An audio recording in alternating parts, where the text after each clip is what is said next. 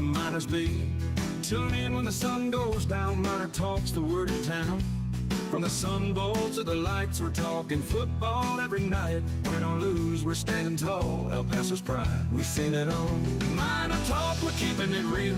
Every play, every drill, from the field to the mic, we're all in, ready to strike.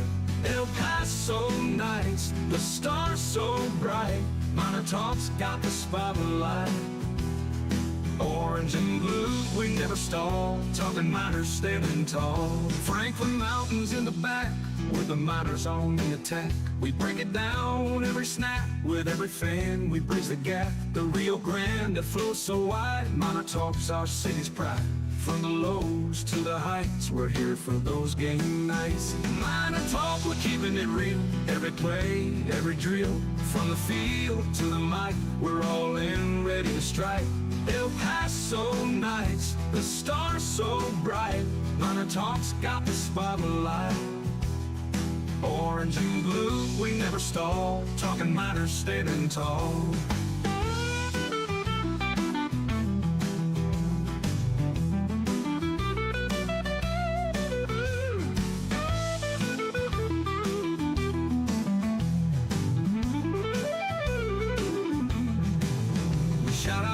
The miner crowd, every voice we make it proud.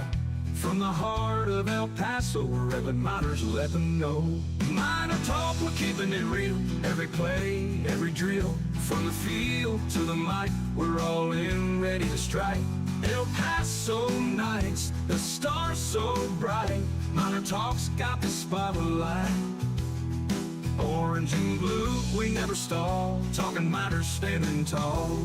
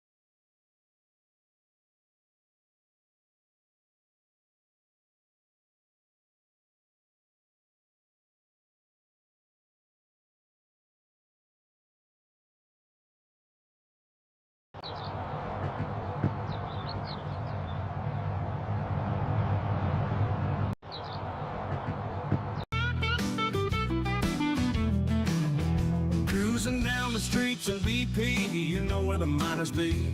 Tune in when the sun goes down, MinerTalk's the word in town. From the Sun Bowl to the lights, we're talking football every night. Win or lose, we're standing tall, El Paso's pride, we've seen it all. MinerTalk, we're keeping it real. Every play, every drill, from the field to the mic, we're all in, ready to strike. El Paso nights, the stars so bright. MinerTalk's got the spotlight. Orange and blue, we never stall. Talking miners standing tall. Franklin Mountains in the back, with the miners on the attack. We break it down every snap, with every fan we bridge the gap. The Rio Grande that flows so wide, MinerTalk's our city's pride. From the lows to the heights, we're here for those game nights. MinerTalk, we're keeping it real. Every play, every drill, from the field to the mic, we're all in, ready to strike. El Paso nights, the stars so bright. MinerTalk's got the spotlight. Oh, Orange and blue, we never stall, talking Miners, standing tall.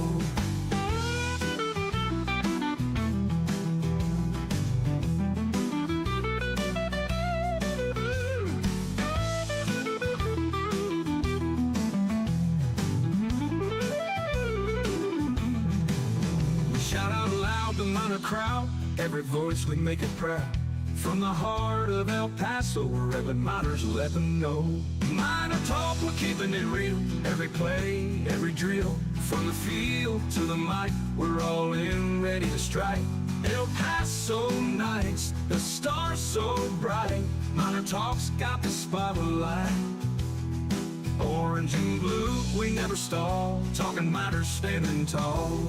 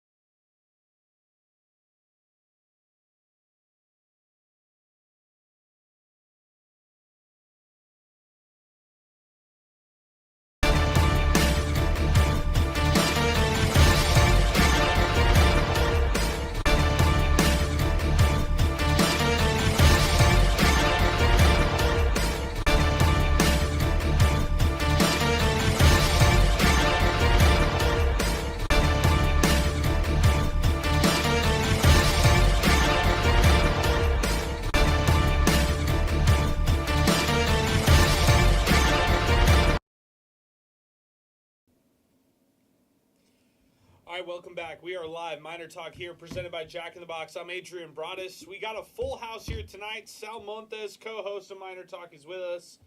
Zay Galindo is back. King Eric in the house. Our spring intern, Eric Reyes. Chris Collins from Inspo Lens, burning the midnight oil. What a long game tonight. I mean, it felt good that UTEP got a big victory. CUSA tournament hopes are still alive. We'll talk about the scenarios. We'll talk about how UTEP could get themselves into Huntsville, Alabama. We mentioned this before. Does it matter? Does it not? I was saying how maybe you could get a jump start to your offseason right away if you're UTEP, but it was clear right away. I mean, the Miners made it clear. This team was ready to win tonight. They had that kind of swagger, that kind of mentality. Jamal West Jr. for almost 30 points tonight. What a game. 2 blocks, 2 steals was also the impressive stat line for me. And then I really loved what we saw from L.A. Hayes off the bench. 13 points. Kasim the Dream Watson hitting that three-pointer before halftime. We'll talk all about that. Our telephone number, 915-505-6009. We're asking you right away. We're ripping the Band-Aid off because Saturday is uncertainty. Saturday could be our final show here on MinerTalk. We could be donezo after that, Sal. And that's why tonight, 78-71, we'll talk about the game, sure. But this is the good time to sneak in our favorite Conference USA players of all time list. And this list is one of those that we've talked about, we've previewed all year long. I threw out this question to some friends of the program. Alex Nicolas got some good texts from, and tweets and messages from this one right here from some of the OGs who listen to the show and who follow Conference USA and UTEP basketball. So I will be asking the listeners and the callers their favorite Conference USA player, and they can include UTEP players. I mean, go ahead, throw Randy Culpepper, throw Vince Hunter, throw any of those guys, throw Stephon Jackson in the conversation, throw, if you want to throw the modern day guys, throw in Bryson Williams. Don't take Bryson Williams for granted. Throw Sule Boom in the conversation. Throw whoever you want in this one. But we want to hear from you. 915-505-6009. That's our telephone number. We're live on Inspo Lens. Check us out. Shout out to Inspo Lens. We are live on Twitter and X, live on YouTube. And there's a lot to break down here on the program. Let's start off with Conference USA refs. And it's not even this game, which, by the way, 2 hours and 30 minutes, Sal? Ridiculous timeline. Ridiculous time frame for this one. Jacksonville State, New Mexico State is where we want to start this game. Because the Aggies, it was over. Jack State had it. It was done. And then the Aggies got fouled, and 3 free throw attempts, They get to the free throw line. They nail all three of them. They go to overtime, and you kind of just know they're going to win. Like, I mean, CUSA refs are going to CUSA ref, and the way that the Aggies were able to eke out this victory, now all eyes are set for Saturday as to what happens with all these teams, including Florida International, who lost today as well, and now they're suddenly in this conversation for this three-way tie. Yeah, this league has just been insane. And, you know, it's been fun to watch. It might not be the greatest basketball, but you're gonna have a blast watching these guys go at it, because night in and night out, I mean, anybody can lose and anybody can win, you know. So the Aggies able to pull out a huge win. Their season on the line, because if they lose that one, you know, it's a lot that needs to go right for them on Saturday. So they make it a little bit easier for themselves. They get that huge foul call. I mean, you can debate whether it's a foul or not, whether you call it or not. You got to give the guy props. So draining 3 free throws with your season on the line, it takes guts. So yeah, after that one, you kind of knew, hey, when something like this happens, you have all the momentum. You kind of knew they were going to pull that out. That's why I'm scared for Saturday, Sal, because if the CUSA refs are involved, they're not going to want UTEP in this mix, right? Like, somehow Jacksonville State, if they're close in this one against the Miners, who, by the way, hard-fought game, quick turnaround, 1 p.m. tip-off on Saturday. Like, that's a quick turnaround for UTEP. So the Miners don't just ultimately have this one in the bag. Now, the interesting part is, if all the teams lose, follow along with me, if all the teams lose, Florida International, New Mexico State, UTEP, the odd man out is New Mexico State. They're the team. When you look at the head-to-head, they fall behind Florida International and the Miners. Even though they split the series with UTEP, they got swept against the Panthers, Sal. And now the Aggies suddenly could be outside looking in. And that's such an interesting way to kind of deal with the tiebreaker. Like, I've seen a lot of different ways, but I gotta be honest, man, it's pretty cool. Only thing I hate is that we kind of find out, like, the second to last game of the season, right? I wish we'd have known about this earlier. However, it is a really cool tiebreaker. It's kind of like, hey, with the counterparts that you're with, and you all have the same conference record, what is going to be the difference? And I think it's a cool new way to kind of institute things. Yeah, man, that's crazy to think, especially when you consider. Yeah, Zay, I would throw it back to you. Florida International is a team that has really faltered down the stretch. Yeah, they definitely are, and it's disappointing. You know, we talked about them early in the year when they took down UTEP. They look like a completely different team now, and not in a good way. You know, I think that's a program that, you know, we had those conversations. It is, you know, something that you can really build there. It's, you know, in the middle of a beautiful city, a large city in Miami. It's pretty easy to recruit to. You know, they're really putting the funds towards having competitive athletics as a whole. So I think you can kind of say whether they make it to Huntsville or not, it's been a very, very disappointing season for the Panthers and Jeremy Ballard. Sal, would you think that any of these coaches are on the hot seat? You know, I really don't think so. If I were to put somebody... Not even Florida International's Jeremy Ballard? No chance? I mean, I don't think so. I think they have a lot in NIL coming. Maybe they want to, you know, go ahead and give it another go. But, no, I'm not off the board yet. Okay. I was just curious because, you know, Jason Hooten and the Tarleton State rumors kind of heated up a little bit over the weekend. I don't think that's the Joe Golding job. No question about it. I'm just jumping into that topic real quick. But after today with Jason Hooten going to overtime and eking out this game, like, this was a huge win right there, a step in the right direction, Zay. I think his future is the most uncertain among the three. Like, Jeremy Ballard, maybe they just run it back, like Sal said. Who knows with a program like FIU? They're more committed now to winning than before. But Hooten's the guy who... They win tonight, and that's a step in the right direction. They miss out on the tournament. That's going to be a terrible look on them.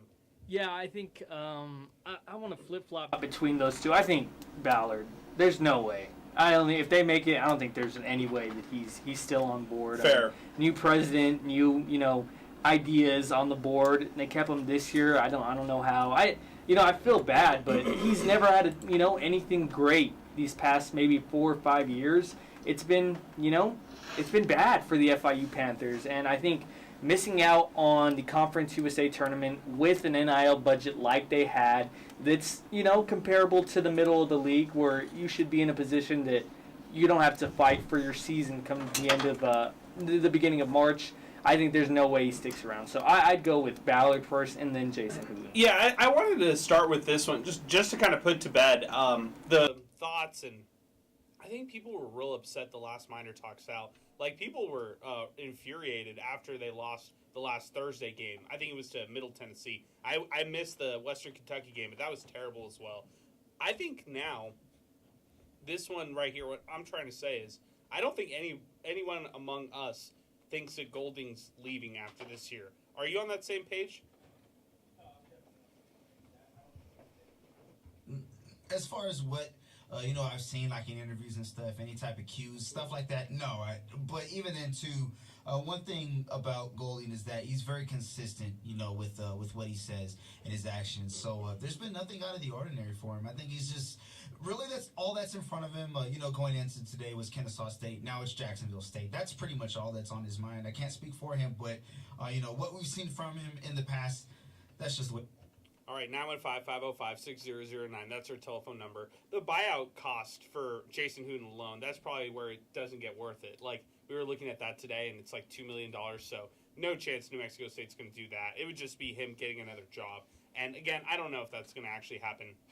Also, I don't know if this is way too much attention put on one team. I'm sorry, I was dying there, guys. I had water through one end of the pipe, like wrong end of the pipe, and I just couldn't get it out. So I appreciate you guys steering the ship. 915-505-6009. The Kasim the Dream Afro, guys. Let's just jump into that. I mean, Zay, when's the last time we've seen this kind of hairstyle? And is this the best hairstyle we've seen in a while from a UTEP player? I'm going to object. Calvin Solomon had the best freeform afro that I've ever seen. Like, he had the freeforms, the dreads were starting to come down. It was great. He had I think he has the best. But, Kasim's, he's right there with it. It's well taken care of. It's full. He has the headband below it, too. So, man, like, he would look sick. Like, if this was, like, the 80s, like, that would be sick. Or 70s even. Like, throw it back even further. Sal, Kasim the Dream, did you see the fro? And then who's some other hairstyles we're forgetting? Because Calvin Solomon was a great name drop right there. David Terrell Jr. had some good hairstyles. Yeah, he did. No, definitely. Whether it was the fro, whether it was the braids, it was solid, man. So definitely. Tay Hardy, a little Tay Hardy braids. That was. Okay, yeah, I think we had some good ones. Okay, but I like the Kasim Afro.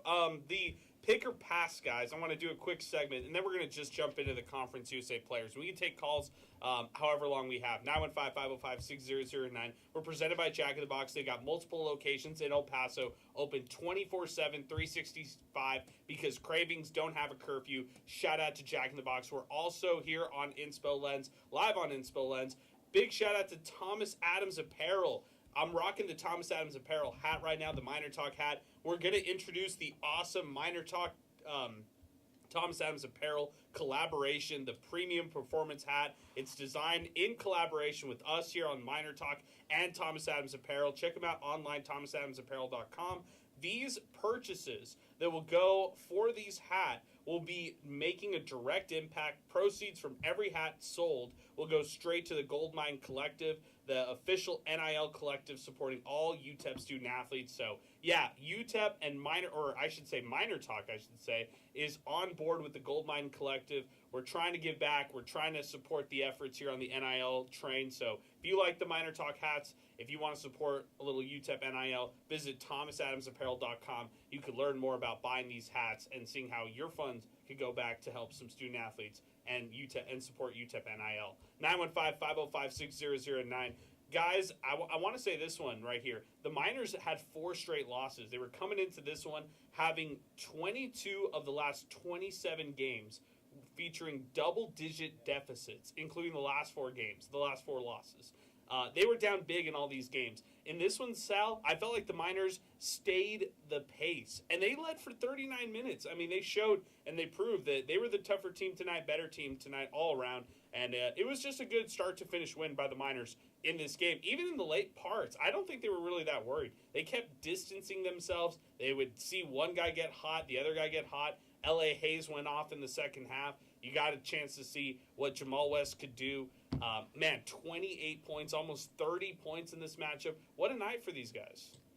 No, they were on fire. And another thing, too, Adrian, is I think what they were able to do today is get back to it defensively. You know what I mean? Kind of just get in the face of a Kennesaw State. Granted, too, you're able to play aggressive. Both teams were allowed to play aggressive up to a certain extent. But nonetheless, though, they were able to get back to it on defense. Without that, I mean, they're not able to protect their leads and kind of go on these extensions. So that was big for what I saw. 915-505-6009.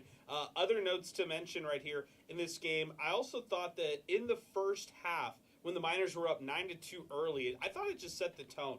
Miners stretched the lead 11-5, then 15-6. Kennesaw roared back. They got their first and really only lead of the game, 20-17. They were fighting off the Miners. Then UTEP rallied back. They started to get some good bye minutes. Mohammed Bai, Big Mo, I mean, he was putting together some nice minutes in the first half. He had a block. He had a low post bucket. I mean, Zay, good day for Mohammed Bai. He had a nice one in the first half, and the Miners led by 10, 35-25 at the break, thanks to that Kasim the Dream Watson three-pointer. Yeah, Bai is quietly. He's put together a stretch of games that you can nod at. He's gotten a lot better. He was probably, funnily enough, he was one of the better players on that team against Western. I mean, he was really the only one that had a solid performance. That I wouldn't say, that wasn't terrible.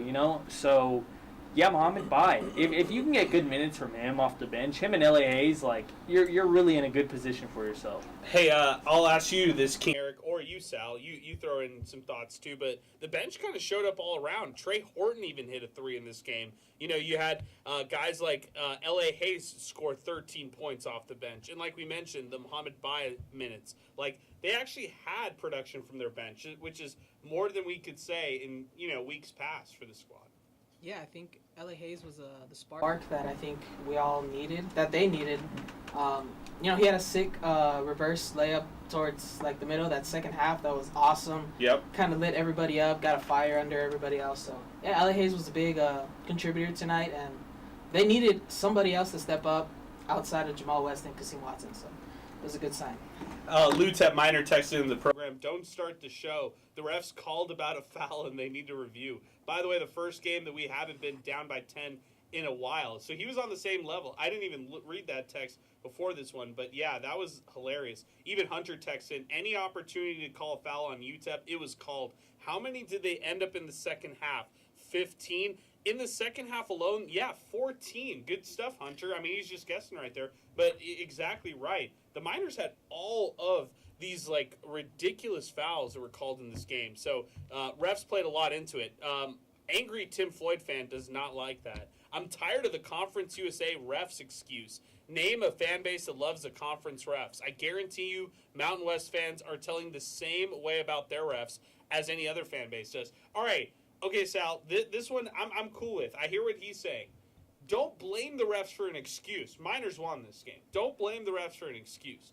But, dude, how, more than a handful of reviews? This game, you've done all these games this season, Sal, as a producer of our broadcast. Has a game gone this long this season?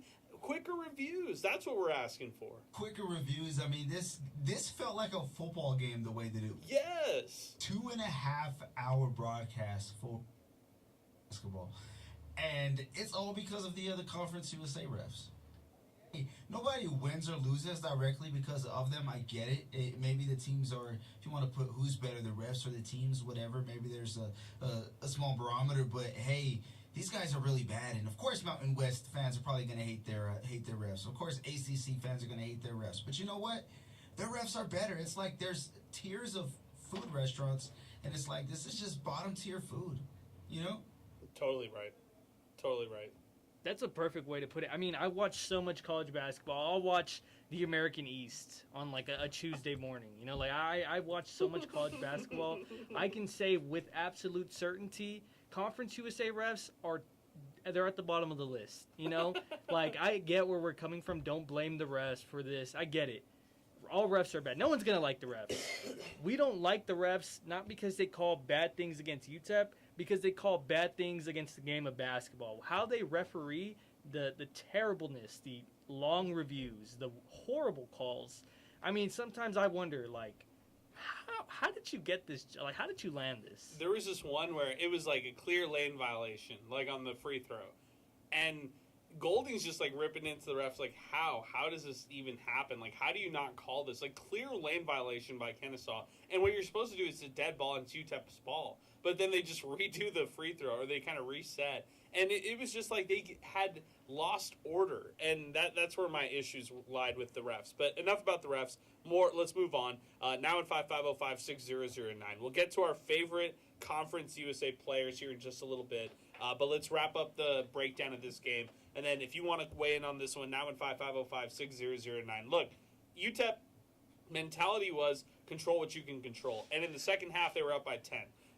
Kennesaw showed some fight. They went on a big run. They tied the game 44-44, and I was like, uh-oh, here we go. How many? Raise your hand. I mean, like, it was like feeling like Groundhog Day. Uh-oh, they're going to hit this storm, and then they're done. Like, I thought it was over, Sal. Like, I was on the skeptic side thinking, and very pessimistic side, thinking there's no chance UTEP pulls this one off. And they actually fended off that, that kind of storm that came against them. And a lot of it was L.A. Hayes. He had a big takeover. Late shot clock, he hits the three-pointer. Then, 2 possessions later, he hits a 2-point bucket that was huge. He had that big reverse layup. Eric talked about it as well. And Sal, I think it was an L.A. Hayes spark. Jamal West Jr. paced them nicely, with scoring when they needed it. But they were able to weather that storm. Kennesaw State came out throwing a couple jabs out of the halftime. And the Miners were able to weather that storm and then locked up. After the 10-minute mark, I felt pretty confident. I was like, wow, Kennesaw has no answer offensively for UTEP. And the Miners are just kind of eking out this, or actually, they're just confidently winning this game. And it wasn't even close down the stretch. 2 things. One is with Hayes, he's able to pitch in 20 minutes. And 20 minutes in a game where you need pretty much everything. The game is it's stopping every 5 seconds or so. 20 minutes feels like an eternity. So that's number one for L.A. Hayes. But just kind of looking across the board, Adrian, you get a 3 from Trey Horton. That's huge, especially in that point in time. But UTEP able to be really solid from the free throw line in the second half. I mean, if they don't hit their free throws, we're talking about a completely different scenario where, hey, maybe Kennesaw does squeak back in this game with a shot here or there, but they're able to stay the course and stay ahead for a good chunk of it, because they did a lot of things right. There wasn't really a detriment to them. If it was fouling, but it's equalized with Kennesaw State because they were fouling it. Yeah, and the fouls were just so ticky-tack and ridiculous, like late calls and all this stuff. Anyways, Jason Craig texted into the program, I'm a Raiders fan, I hate refs, but Conference USA refs are by far the worst. Yeah, I think that everybody's just on board with this one right here. We'll find out. I mean, maybe angry Tim Floyd fan is saying, maybe we'll find out next year when UTEP goes to the Mountain West and those refs are bad or just as bad, whatever. Now in 550560009. But anyways, Miners close out this game. Big win for them today, 78-71. I didn't think they had this in them, and they made it happen. So credit to them. They held them defensively. I think this was one of the best defensive games we've seen from the Miners. Turnovers, they forced 13 in this one. Points off turnovers. Miners get 18. Those are good numbers right there. Just the glass numbers are going to kind of make you scratch your head. 51-39 is the rebound margin between Kennesaw State. That really favoring their side right there. But the Miners led for 35 minutes. I mean, they were confident in this one, Zay, in the second half, and that led them to this victory. I liked how they played this one in the second half, especially kind of fending off that storm that came their way. Yeah, I mean, that stretch where, they're up by double digits, and Kennesaw, I think they cut it to single digits. Jamal West with that huge big-time block from, the other How about side. that dunk? Yeah, 2 possessions after that, he had that massive dunk, that emphatic dunk, yeah. That little stretch right there, that's when I was like, okay, they're going to win this. They're gonna pull it out, right? They're going to take care of business. That was the best that they've played, like you said, in weeks. That was their best stretch of basketball. So it gives you, a good feeling going into Saturday. There's so much more urgency with this team. They just look a lot more cleaner. Obviously, you're going to have those mistakes, those turnovers that you kind of scratch your head. It comes with, the way this team's going to play. But for the most part, they look like they cleaned up their act today, and it was a very enjoyable basketball game to watch. Miners are now 11-19. They're 7-12 in conference play. Can they make the conference tournament? And then on the flip side, I mean, Zay, I've stood on this statement for a while now, but I'll just say it again. I feel like if the Miners got a head start, this might be loser mentality, and people might disagree, but if the Miners get a head start on the offseason, they have their exit meetings now, they skip out on Huntsville, Alabama, they don't make the tournament, I do believe there's some value in that as well. I mean, contrary to popular belief, I know that might be loser mentality to some people. Make it to the conference tournament at least for your final go-around. But to me, I'm like, I want to know who's going to be back on this team or who's going to leave. I want to know who's going to hit the transfer portal and how much money UTEP will get. And I think, when we were talking to Golding earlier this week, he was alluding to the fact that they will turn the page on having those staff interviews, internal interviews, and then kind of hit the portal as soon as that portal opens. Early April or whenever that window hits? Yeah, and I agree with you to some point, right? For me, I think it's like, if you don't make it, I'm fine with having that head start, but I want that head start to be, put to use that, nobody comes back. Because I don't want anybody back from a team that couldn't make the Conference USA tournament going into the Mountain West, right? If Jamal West is gone, that's probably the only guy I'd want back from this squad. Versus if you can get some momentum going into the tournament, maybe snag a game, you can, kind of throw some numbers out to some guys, kind of build around the 2 or 3 guys that you want to really, really go after and come back.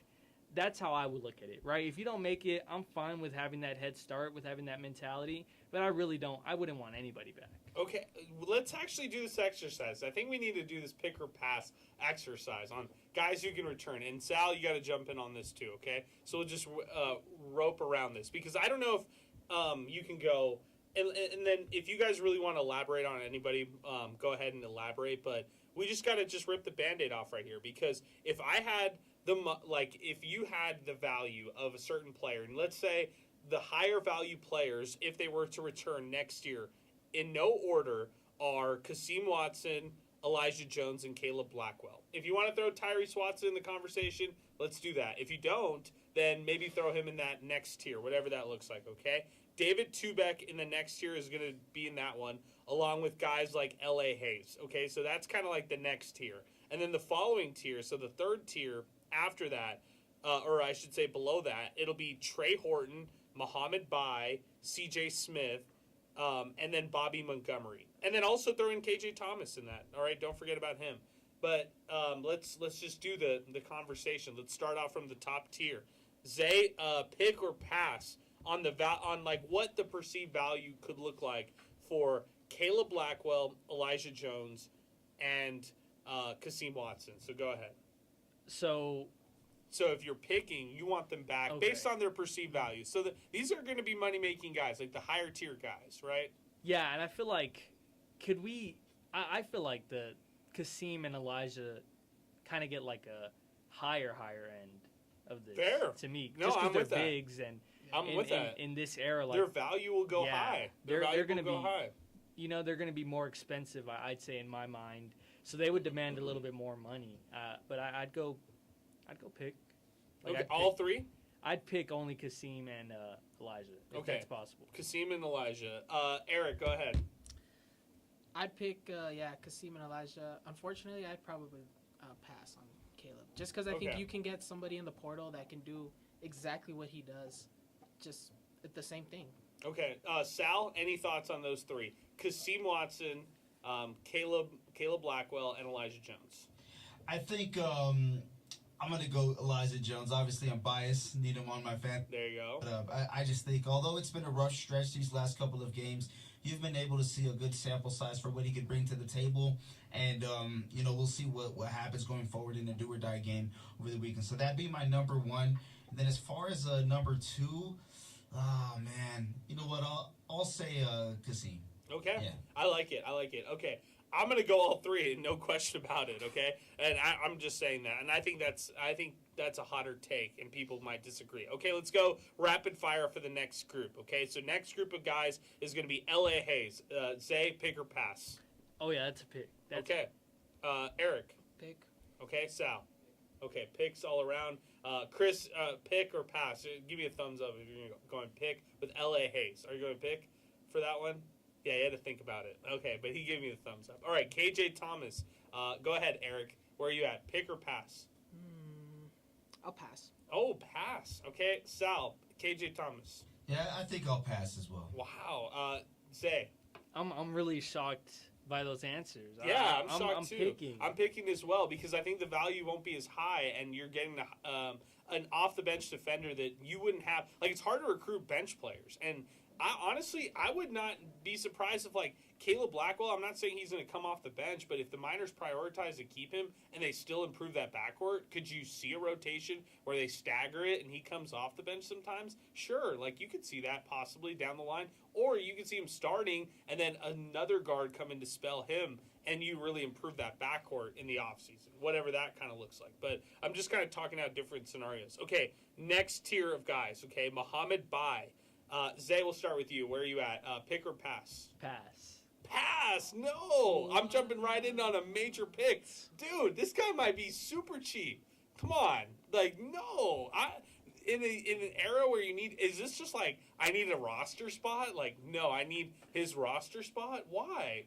You know, I need you to Babacar elaborate. and Benway, Mohamed Stop Bai. this. They're Stop going to bring this. in another Stop big. this. And, you know, I just can't pass. I'm picking 100 times out of 100 times. Sal, are you siding with Zay here? No, I'm going to pick just for the sheer fact that it's hard to get somebody. Yes, that tall? Come on. Also, to be fair, when you combine the amount of points and rebounds he had, it was more than the amount of fouls he... That's got to stand for... They won, by the way.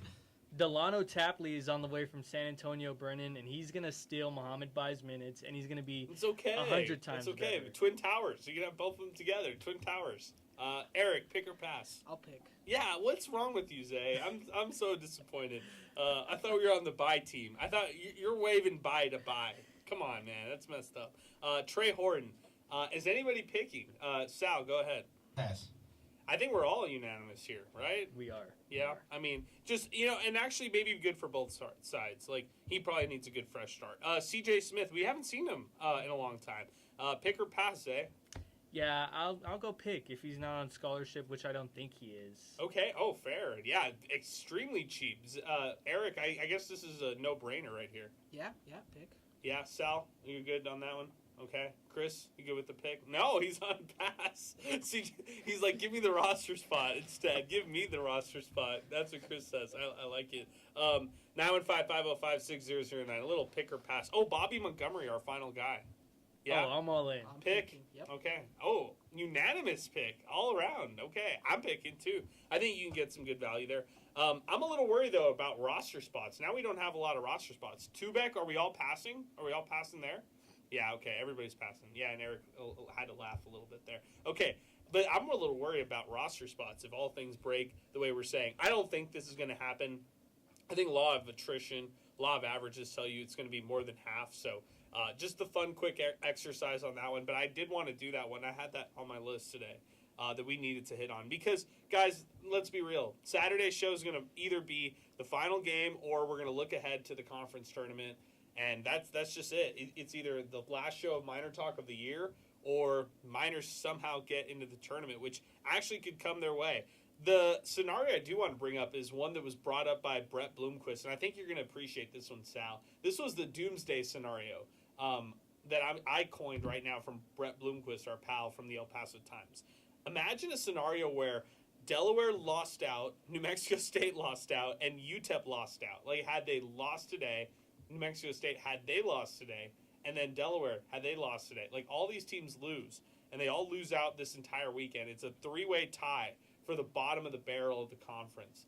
In that scenario, UTEP would still come out on top. So somehow, if they all lost, UTEP would back their way into the tournament. And it just shows you how bad Conference USA really is. And the head-to-head matchups really matter. Like, NMSU not taking care of business and sweeping Delaware, that hurt them here in the long run. Like, now they're fighting for their end. And even though they won today, that doesn't necessarily protect New Mexico State. Like, they got to win on Saturday. So, I don't know. I think the Jacksonville State team, I feel more confident if I'm UTEP playing a must-win game on Saturday than I would be if I'm New Mexico State having to play Kennesaw. Like, that's a tough team right there in the Owls.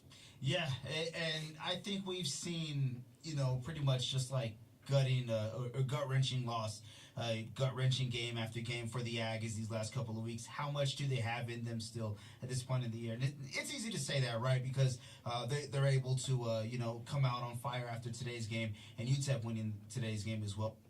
I mean, just the sheer roller coaster that these teams have been on. Like, who has enough juice left in the tank to overcome it all? It may just come down to the final couple of possessions. I mean, who knows? Yeah, I'm with you there completely, Sal. Let's go to Twitter, or actually let's go to a couple texts that are coming in. Kevin, our pal, UTEP Sidelines. Great win for UTEP tonight. I have to agree with Zay on Conference USA refs. I spent the evening watching Patriot League basketball, and I can honestly say those refs let them play a good majority of contested shots down low. Not like Conference USA refs that blow the whistle every shot down low. More coming in from Twitter and X. Text Truth Tejano. Quality win for UTEP basketball team tonight. I was at the game. Was not expecting a win. I was pleasantly surprised. Go Miners. Still hope someone buys Golding's contract out. Damn. This is from, I think it's time to jump into it, guys. It's Conference USA favorite players of all time. Are you guys ready for this exercise? Sal, how excited are you for this exercise right here? I'm super excited. I even have my honorable mentions, which I will hold. Nice. Okay. For the weekend. But I've got at least 5 guys. I'll probably think of a couple more as we go on. But Okay, I'm going to just rip them off. And then, Chris, you're welcome to text me some as well, or, vote your favorite ones as well here on this one. But let's just start from some of the outside looking in guys, okay? So I'm going to just throw some names. Zay, everybody's mic is hot, so everybody can just chime in on names, okay? We had some good ones. By the way, I want to give some shout-outs to Alex Nicolas, our pal, who texted in, Stephon Jackson has a case, best men's and women's hoops player of all time. His personal dark horse favorite, Aubrey Coleman, who led the nation in scoring and started Houston's rise before the recent day dominance. Chris Douglas Roberts from Memphis, another name, probably close in the top 5. This is me saying this right now. Probably close in the top 5 of best CUSA players. No joke. On the women's side, Alex says, got to be someone from Middle Tennessee. Kayla had a good run and has a case as well. Kayla Thornton. That's an excellent name to mention right there. Kayla Thornton was on my list for sure. She was probably, one of the best, if not the best. 2010 to 2014 for the Miners, one of the best women, if not the best, UTEP women's basketball player of all time. That's the kind of, I would say like the prowess I would give her. Jordan Clarkson, don't forget, Tulsa's finest, Sal. 2010 to 2012, he scored over 1,000 points in his career, 16 points a game, and of course, long career in the NBA. Jordan Clarkson, he just won NBA Sixth Man of the Year probably like 3 or 4 years ago. So shout out Jordan Clarkson, Tulsa's finest, Conference USA's finest. Let's go for some more. You're going to like this one. I felt like this guy played 17 years in college basketball. Javon Quinterly, Memphis, 2011 to 2015, 1,200 points. He was the assist leader. He played a ton in the G League. I got a good one. Los Angeles Lakers' own Trey Jemison, UAB, 2020 to 2024, 12 points, 11 rebounds. He was a rookie with the Grizzlies, and then he got shipped off to the Lakers. So shout out to Trey Jemison. Vladislav Golden. Let's just talk all the Florida Atlantic guys, right? Elijah Martin, part of that Florida Atlantic run that they made to the Final Four. Golden goes on to play for the Michigan Wolverines. Then he ended up being a great prospect for the Heat. He's playing legit. Martin is currently playing overseas, but he actually had a cup of coffee in the NBA as well. Tavion Kinsey. Don't forget about him, Sal. Marshall, 2018 to 2023. That guy never stopped playing basketball. 2,600 points in college basketball. He's part of the very, very exclusive 2,000 points club, all Conference USA for 4 seasons, and he's currently playing overseas. Any name you wanna highlight right there? Any ones that come to mind?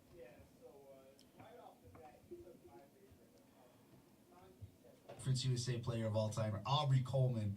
That man was a dog, and it's crazy because him and Stephon Jackson was quite the matchup to see. I mean, This is a shooting guard heavy, list if we're really kind of trying to dig deep into it. But those two guys going at it, it was such poetry to see. I'm gonna throw off a couple of other names.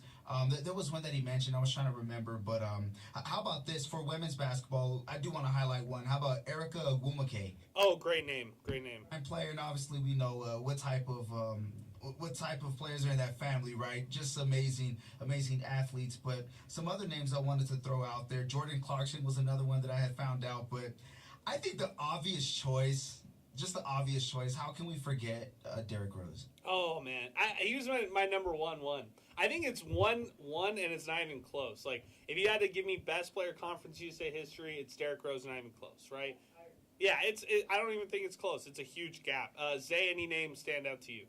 I mean, I like. By the way, this wasn't my list yet. These were like outside looking in. Yeah, I like the Tavion Kinsley one. Marshall. He was part of some bad Marshall teams, sadly. Down the stretch, they weren't. He was like Player of the Year one year, which is crazy. Yeah, like to be Player of the Year, he was really good. And I don't know. There's so many. I like the Elijah Martin one. I mean, man, I remember watching Elijah Martin as a freshman in the Dawn. He was hooping. Vlad Golden, another one. That FAU team was electric. I mean, for me, it's going to be like 2018 on. I'm going to give you the most random guys. But as a whole, I think it is 1A, and there is no 1B. Okay, let's go to more on this list. These are still outside looking in. And it's sad because some of... No, Sal. 1-1 I think isn't even close. So I'm glad we ripped the Band-Aid off because the top 5 is fun and debatable. Like, the rest of it is really... And even if you want to do 10 or, like, honorable mentions, kind of like we're talking about, these are outside looking in. These aren't even in the top 10. You know what I'm saying? I have one. How about Conference USA debut, his final year of eligibility? Give me UTSA's Jeremy Hill. Oh, there you go. Pretty much everything... Hey, Liberty has who is it? The guy who hit the game-winning shot against the Aggies. Not Cleveland. Cleveland. There we go. Liberty has Cleveland. UTSA had Jeremy Hill. That's the best way I could. Yeah, he was just the only good player with them. By the way, they were terrible some of those years too. Quincy Noble, don't forget about him. North Texas, 2019 to 2023. I remember Rodney Terry talking so much about Quincy Noble. So there you go. There's a kind of a recent name right there. Oh man, I could go on and on. I think we can go 3 hours on this guy. Kenneth Lofton Jr. Probably my personal top 5 favorite non-UTEP player in Conference USA. He's currently with the Jazz organization. Actually, I think he's currently in Japan playing basketball or something like that. But shout out Kenneth Lofton Jr., one of my favorites. All Conference USA, 16.5 points, 10.5 rebounds for La Tech, part of the 1,000-point club, and only played 3 seasons. Like, he left early. People forget. And he bet on himself. He's like, no, I'm going to go get drafted. And he played. He played in the NBA. So credit to, somebody like Kenneth Lofton Jr., who we never thought would get to this point. Yeah, and he had a 40-point. He had a couple 40-point games, I think, in the NBA, not in the G League, in the NBA. Meaningless games, but yes, I agree. No, you're right. But you know who is in the NBA? I think still in the NBA. And I think if they went one-on-one, I'm taking Charles Bassey over Kenneth Lofton. Oh man, so now you guys are jumping in because he's actually like closer to my like top 10. But I'm gonna give you a guy who's sneakily in the top 20 of like best Conference USA players of all time, and this might be maybe to some people like they're gonna think, wait a second, what? No way. But I think I'm gonna go with this one right here, and it is a little bit because he's having a good season right now, too. Jaron Pierre Jr. He's going to be in my top 20. And that might be the hot take. And that might be the only team that's at like a newer Conference USA team that we talk about across it. But Jaron Pierre Jr. is actually playing amazing college basketball right now. Any thoughts there to say? But he's probably my like top 20. Like maybe closer to 20 than he is like 10. But he's in my top 20 maybe men's basketball players in Conference USA. He's really good, and he played at Southern Miss as well, so he has some time in Conference USA prior to Jack State. So Okay. if you want to add that in, I think it gives him a bit of a boost. But, you know, if we're going to go transfers like that, I got 3 guys quick off the top of my head over him. Jameer Rice from Charlotte, Davion McKnight from Western Kentucky to Xavier, Ooh, nice. and Sule Boom from UTEP Tuesday. Okay. I have all 3 of them over Jerron. Okay, I like it. I have to put Randy Culpepper, of course, in the conversation of the top 10. And he's probably closer to 5, but I think the good debate is Stephon Jackson versus Randy Culpepper. Like, that would be a good one. How would you think of that one there, Sal? Like, body of work aside, like, throw the careers aside, you know, just player for player, who you want on your team, who you want to build around your team. I think in 2026 we can all agree it's Randy Culpepper because of the style of play and, you know, the 3-point acumen and all of that. Or is it Stephon Jackson who could just be a scorer and do it all type of player? Like that, I think it's a good debate. And if you had to have the UTEP CUSA representative, where would it be?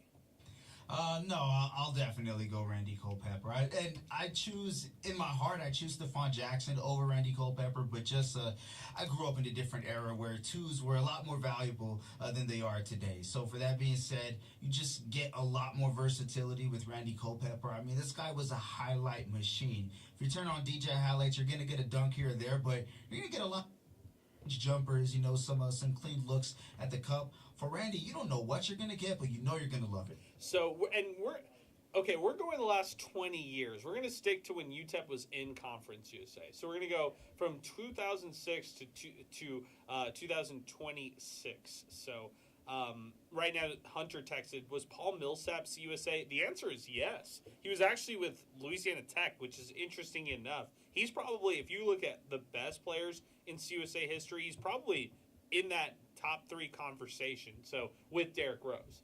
And I think that just tells you that Paul Millsap comes out of La Tech. That's a crazy story in itself. He never played against UTEP because his final season was 2005. Miners get in 2006. Okay, I'm going to go with now let's start getting into the favorite players of all time, okay? Now let's start to get into the best ones. Tyler Perry, North Texas, 2022-23. Those 2 seasons, he scored over 500 points. He transferred to a Big 12 school, won at a higher level, was part of that early stage of NIL and transfer portal and all that stuff. Jelly Walker, UAB, 2021-2022. They're the CUSA representative. He was the player of the year in Conference USA, and he went to the NBA G League. So shout out to Jelly Walker, who, by the way, balled out in the Summer League. I remember that distinctly. Javion Hamlet, North Texas. Talked a little bit about him. Player of the year. He's currently still playing overseas. So there you go. Ja'Cory Williams. There we go. Middle Tennessee, 2016. Remember that team that went and they beat I think they beat Michigan State that year as the Cinderella team. Ja'Cory Williams was the best player on that team. Speedy Smith, La Tech, another guy to mention. He's an early kind of La Tech guy. So he's like when Tim Floyd was here going up against the Miners. And Speedy Smith, he was a 1,200-point player. He played overseas. He was the CUSA assist leader, killed it. I think a sneaky guy in my conversation who I'm going to put up over Charles Bassey in terms of productivity on the court, Isaiah Crawford. I'm just going to do it. I'm sorry, guys. I'm sorry, Zay. I'm just going to do it. Look at the numbers. Isaiah Crawford, 1,400 points over his career. Ultra productive. He's still in the NBA, by the way. Don't forget about Isaiah Crawford. Charles Bassey, Western Kentucky. He was the player of the year, 17 points, 12 rebounds, by the way. Wow, those numbers are insane. Player of the year in 2021. NBA, and he also is bouncing around the international ranks. So you disagree on that one, Zay. I do. Yeah, Charles Bassey, those Western Kentucky teams they were terrible, and he carried them. Single-handedly, he would carry them almost every game. He carried them to a Conference USA championship appearance. Their coach was, I don't even remember who their coach was. And all I know is he was always underperforming. He was, I wouldn't say a terrible coach, but a frustrating coach to watch. And without Charles Bassey, I don't know, but I can see it. You can talk me into that. Okay, I'm going to go with my 5. Number 5, I'm going with Randy Culpepper. Number 4, I'm going John Elmore, Marshall, 2015 to 2019. Number 3, I'm going Chris Douglas Roberts, Memphis, 2005 to 2008.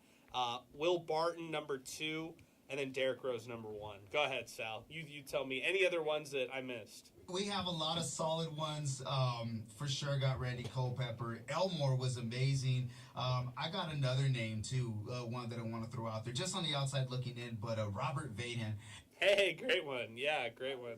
Memorable. When OKC acquired the rights to him, didn't work out. But this is back when Kevin Durant and Russell Westbrook were still friends. However, I want to take out Crawford, and I want to take out Bassey and replace it with somebody who I think.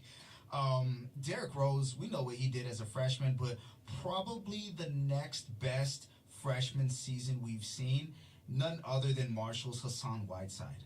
Oh my gosh, I forgot about this. Man, thank you, Sal. Over to the Sacramento Kings, didn't work out, but I think that was the same class as Anthony Davis, or if it wasn't the same class, it was not long after that because Davis broke like the freshman record for blocks and stuff because he had more games, and I was like, yeah, it's just because he's on a better team and all that. But nah, give me Hassan Whiteside, man. I definitely got to have him in my top 5. Cesar Cubillo says he only played 1 season at UTEP, but give mention to the great Derek Character. Very good point. Shout out Derek Character. More coming in on this topic right here. This is coming in from our pal Chi-Town Miner, who says, maybe not favorites, but memorable. La Tech Speedy Smith for the nickname. Houston's Aubrey Coleman for ruining a higher seed for us. Marshall's Hassan Whiteside. There you go, Sal. Rice's Arsalan Kazemi. Yeah, Kazemi. Derrick Rose, Memphis, of course. Okay, there you go. Papa Dia, SMU, says Coach X from Wex. Aubrey Coleman from Houston. Tariq Black from Memphis. There you go. Those are some good ones, Sal. Matter of fact, fun fact, how about this? Tariq Black transfers from Memphis to Kansas, and he can't escape UTEP because he plays against the Miners when he's with it. Oh, that's funny. I didn't know that. That's a good one. This is from Big Cat, Kean Scroggins, Sam Houston State. That's funny. Angry Tim Floyd, John Elmore. There you go. There's the John Elmore mention again. Poncho. No, this was just about the actual game itself, which we're not talking about. We're talking a little bit more Conference USA. This is Andrew. I didn't get to watch a lot of Conference USA basketball. Didn't really garner a lot of interest the last 5 years or so. But I got to say this. Lamar Wilkerson is one of the best players I've seen and would be my favorite. Oh, you guys like this pick. I like it. You know, he's balling out Indiana. He's really, really good. And, I mean, overall, just going pound for pound in hoops, this guy could score on anybody. And, yeah, and we can't leave out Michael Forrest. FAU, you talk about that Final Four team. He was the best player on that team. Like, he may have been. He was the guy. They would give it to him. And, yeah, I'm looking at the win shares total. I think that's the best way that I want to look at this. So some good names so far. Okay, Chris right here, Chris Collins from Inspo Lens. Great ones. Randy Culpepper, Will Barton from Memphis, Speedy Smith, La Tech, Paul Millsap, La Tech power forward, Jordan Clarkson, Tulsa, Shake Milton, SMU, Semi Ojale, SMU. I think they were out of the conference. We got to double check on that one. I think they were out of the league. We got to check on that one, but that's still a good one. Robert Dozier, don't forget about Robert Dozier. Yes, I do kind of remember Semi Ojale. I kind of do as well. Don't forget about Robert Dozier, by the way. Jason Williams, yeah, shout out to our guy Jason Williams. I agree with that. Then the other, don't forget about Vince Hunter. Somebody else has said that one. Cesar Cubillos, the refs watching Kenneth Lofton Jr., and it's a wrestling one. Semi Ojale, dude. I mean, he had a cup of coffee with the Celtics. We thought he was some solid ones. Okay, Luca Minor texts in. He says, you're missing some of the Southern Miss players from the Tim Floyd days. I mean, that's true. Some of those guys, like, you just absolutely hated them. Like, I remember some of those Southern Miss teams. That was some of the actually, those were the rivalry games between the Miners and, a team like Southern Miss. You think about Quentin Campbell. Oh, there we go. Raheem Watts. Now it's all coming back to me. These Southern Miss teams weren't good, but somehow they would beat UTEP. And it was like Doc Sadler teams, too. They would somehow beat the Miners. Like, they would get up for those games for whatever reason. We kind of know the reason. Shadell Malingus, I think that's his name. I think that's correct. Kevin Holland.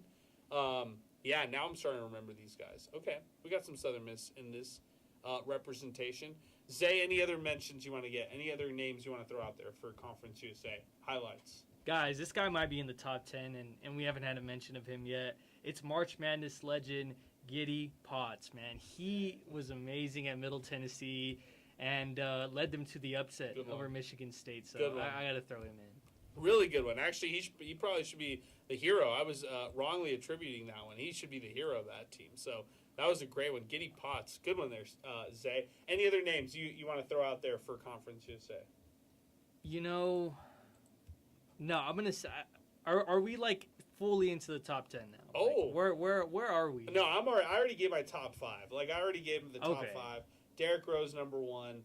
Will Barton, number 2. Chris Douglas Roberts, number 3. I'll go 4, John Elmore, 5, Randy Culpepper. That's my list right there. 6, Caleb Thornton. So there you go. Now I have to look at the women's side. I haven't even thought of the women's side. Yeah, yet. the women's side's pretty There's interesting so too. On the women's side, you look at players. I mean, Sal threw out the really good one with Erica Ogwumike from Rice, 2016 to 2020. You also look at Janine Sims from Old Dominion. She killed it.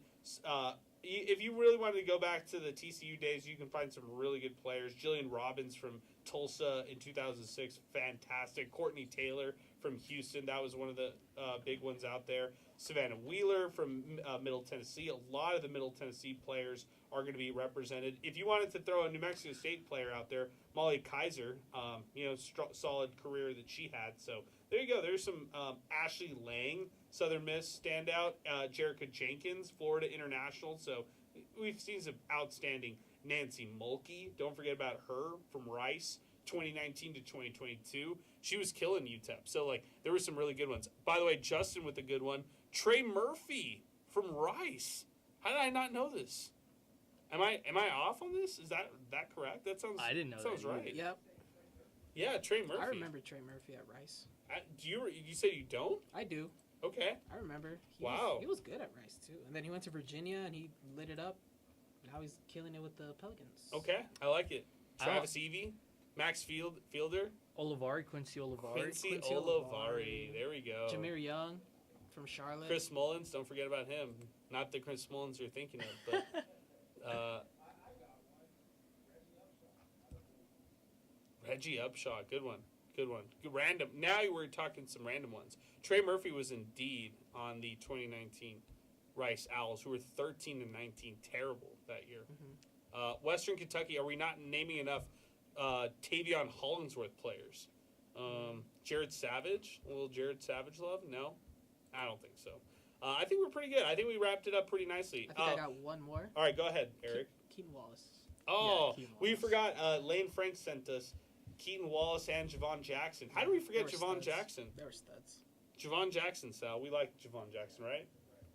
That was the Lane Frank one, and I was like, man, that made me think of Sal Montez for whatever reason. I don't know if it was a good reason or just because we had so many Keaton Wallace, Javon Jackson games. I don't know what it was, but felt like they played a million times against each other over the years. Yeah, because I mean, it was the travel partners. They would play back to backs, and they would just. But I mean, have we mentioned Amari Archibald? No, we haven't. He might be better than Isaiah Crawford. No, Stop this come right on. now. He if we're gonna go Isaiah Louisiana Crawford Tech might guys, be my top 10. Amari Archibald might be better, man. Umaja Gibson. How do we forget, guys? Come on. How do we forget Umaja Gibson? North Texas' finest. Thomas Bell, North Texas' finest. We forgot about him. How about when Conference USA was teetering on a multi-bid league? Some of those top level players who were on those teams. There you go. James Woodard, Tulsa, sophomore. He was killing it. Michael Craig from Southern Miss. There's another name for you, UTEP. Sean Jones, Middle Tennessee. Alex Hamilton from La Tech. Trey Freeman, Old Dominion. Remember when Old Dominion was a team? TJ Price, Western Kentucky. George Fant, Western Kentucky. A lot of Western Kentucky guys. James Kelly, Marshall. Don't forget about him. We talked about Reggie Opshaw. Chris Coakley from UAB. This is when UAB started to get pretty good. Eric McCree. Oh, man, we've had a lot of Eric McCree conversations. La Tech, that's for sure. Yeah, I remember those days. And then Justin Johnson, Western Kentucky. There's another one. Trey Porter. Oh, I like the Trey Porter conversations with Old Dominion. See, Old Dominion was sneaky cool. Like when they were a team, they were a lot of fun. Yeah, I miss them. This is from Pinky. Julian Stone, UTEP, nice big point guard, great ball handler, leader, court vision. Yes, I don't like the bad mouth referees. Conference USA are bad ones. Great win tonight. Hashtag MinerTalk. I think it'd be cool to rank the best UTEP players in their CUSA run. Like that would be kind of a fun, exercise to do. The top tier is so difficult, and then it gets kind of just fun, like when you piece together everything else. But the top tier is Randy Culpepper, Stephon Jackson, Vince Hunter, and I think that's it, right? I think that's it. There's no other ones out of conference. Would you guys throw anybody else in that conversation? Character, maybe? No, I don't think so. I think those guys, because it's body of work, they were pros, body of work, and it all worked out. Like they were high-level winners at UTEP. Like that's kind of how I would categorize those three. Bryson? No, he's in the next tier. I think like character, Bryson are part of that next tier. Sule could maybe be in that next tier. Stone's in that next tier. Washburn. No doubt about it. Washburn too. Jason Williams, Omar Thomas. Yeah, Moultrie in that conversation. Bohannon probably in that next tier conversation. But like the top tier, Hunter, Culpepper, Jackson. I think that has to be it. Like that top tier. And I don't know what order you go. I think that's the fun debate of like that when you kind of rank the last 20 years, who are the best players UTEP history in basketball over these 20 years in Conference USA. That'd be a fun exercise. I would love to hear it. Oh, I love the UTEP minor. Aaron and Alvin Jones, don't forget about them. Conference USA standouts. There you go. I love it. Yeah, I think the ranking list could be a fun exercise. Maybe if we could stuff that in on Saturday, but we'll see. Guys, I think we can wind this one down. It's been a great Miner Talk. It's been a great show here today. Saturday is when it all matters. Appreciate everybody listening in. I know Saturday is going to be the day where everybody wants to talk the future. What's it going to be like? And that's why we kind of saved it for Saturday. We'll save it till then. But let's get some final thoughts from everybody. We'll start with you, Eric. Final thoughts today. UTEP, big win today. Tonight, 78-71 over Kennesaw State. Well, this is it. It comes down to Saturday. Huge game on Saturday. They need a win. They need to hope that NMSU loses, and they need to hope that FIU loses as well. I believe that's the scenario.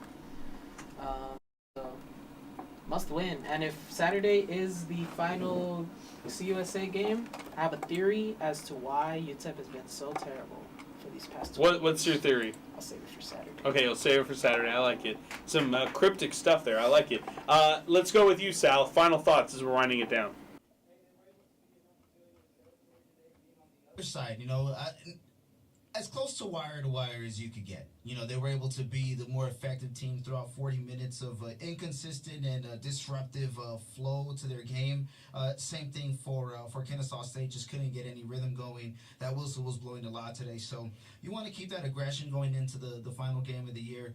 We'll see if somebody can step up. Can they have somebody come off the bench and, get 20 minutes or more? Can they get 10 points or more? Is that going to be the difference? And Elijah Jones, this is your time to shine. Come on. Okay, a couple quick tweets to get to because I just missed these right here. This is from Tristan Pence. Hayes and Bai gave UTEP valuable minutes. I believe either UTEP or both New Mexico State and FIU will lose Saturday. They both just have very tough matchups. The Miners have to take care of business on Saturday afternoon on their side. This is coming in right now. More here on the program from Eric Bernal. I don't think this scenario is true. He was talking about if all lose Saturday, UTEP, New Mexico State, FIU, based on what I'm looking at, New Mexico State is the odd team out, and UTEP's in. So I'll maintain that until I see something otherwise. But, I mean, this is such a wacky conference, Zay, before we bring you on for your final words and have everything. This is such a wacky conference that if you're a UTEP, just control what you can control. Kind of being cliched to what they've said and preached all week long. And we'll see what ends up happening. I mean, the Miners absolutely need to win on Saturday. They can do it against a team they've done so against in the past in Jack State, who lost today in a game that they shouldn't have lost to in New Mexico State. So it leads me to believe the Miners have a chance. They definitely do. They have a chance, and yeah, I think that's a perfect way to put it. UTEP needs to control what they can control. I think we'll have more clarity on everything tomorrow. I think,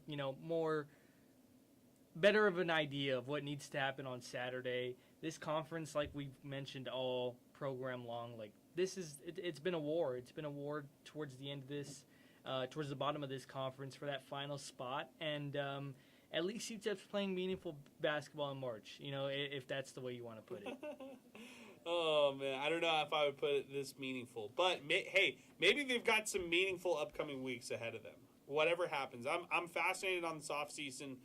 It's a big, pivotal offseason for them. They're going to the Mountain West. They need to inspire their fan base more. They need to inject some life and some excitement in this fan base. And tonight, good win. I'm going to give them that here on the program today. It was a wire, they led pretty much wire to wire in this one. It was tied for a couple times, but other than that, the Miners controlled this one in a big way. We'll be back in action Saturday. Final game of the regular season. It's Jacksonville State, 1 o'clock tip-off. We'll have Miner Talk afterward, presented by Jack in the Box. And then it could be the final season wrap-up, or we could be talking a little Conference USA tournament preview for the Miners going into this weekend. Could they make it to Huntsville, Alabama? We'll wait and see.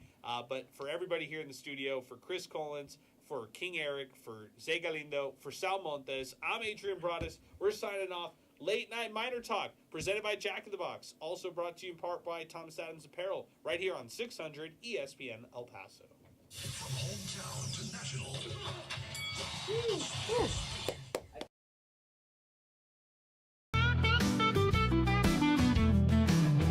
Cruising down the streets of BP, you know where the Miners be. Tune in when the sun goes down, Miner Talk's the word in town. From the Sun Bowl to the lights, we're talking football every night. Win or lose, we're standing tall. El Paso's pride, we've seen it all.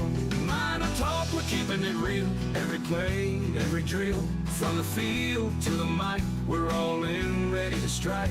El Paso nights, the stars so bright. Miner Talk's got the spotlight.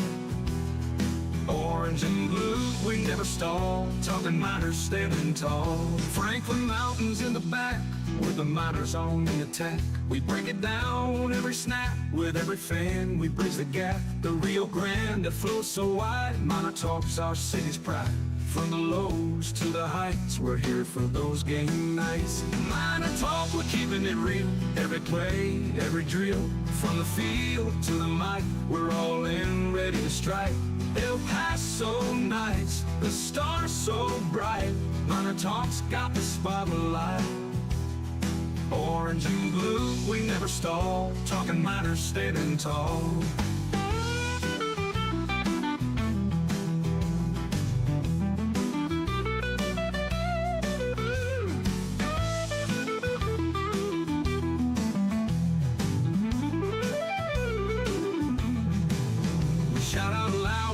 Crowd, every voice we make it proud.